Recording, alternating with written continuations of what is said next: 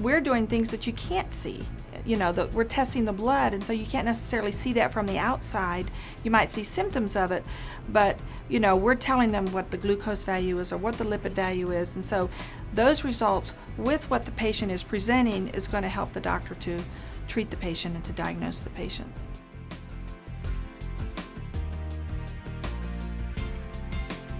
One of the reasons I chose this field is it's a very marketable position. I mean, pretty much any place you move is going to have doctor's office, laboratory, hospitals, so that I would always be able to find a job.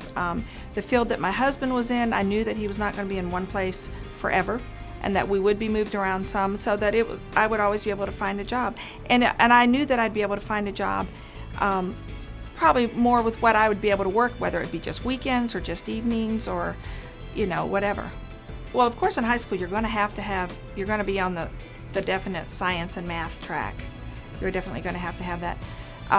Pretty much the classes that you're going to take in, whether it's a 2-year program or a 4-year program, science-wise is going to be about the same. It's just that in the 4-year program, you have all your core basic classes that you're going to take that give you that 4-year degree instead of a 2-year degree. What I do when I come in, pretty much the mother load is beginning to come down from the floors. The phlebotomists have been working.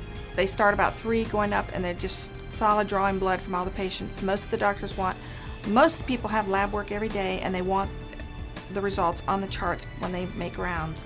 So when I come in, we're getting racks of blood at a time to come in, and so I just take over whatever needs to be done. Sometimes the 3rd shift person needs to immediately go into blood bank, and so then I'm completely taking over. The chemistry's running the analyzers, receiving blood in as it's tubed down, trying to get everything out as quickly as we can. Well, there's a lot of things in the laboratory that are definitely needed. In hematology, for example, what they're doing is they're counting the cells, red cells, white cells, platelets.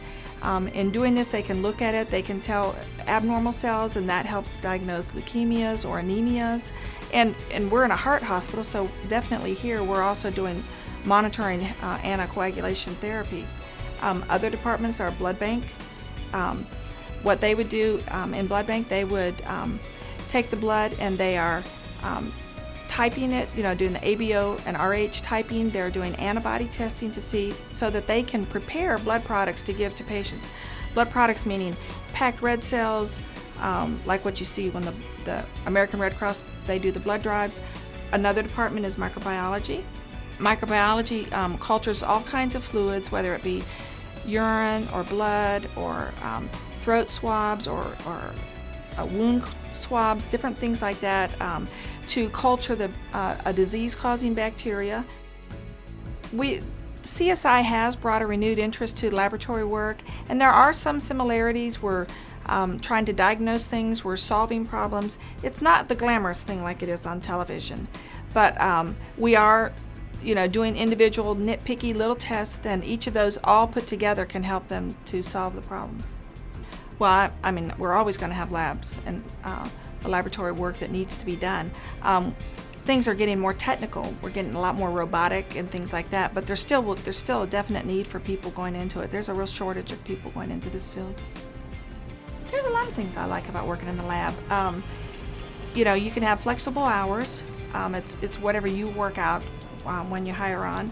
One of the things that I like is that I don't take my job home. When I leave here, I'm leaving my job, so I can go home and be a full-time mom and wife.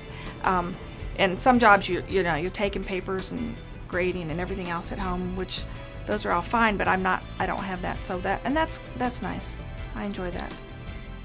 It's really like a big puzzle, and we're all a part of the puzzle, and without us, they would really be, there would be a definite gap. They need us. A lot of what we do might not be pure diagnostic, but a lot of what we do is diagnostic. But with what the results that we give them, with what the patient is presenting themselves with, the symptoms or reactions and various things can help the doctor to better make an educated diagnosis.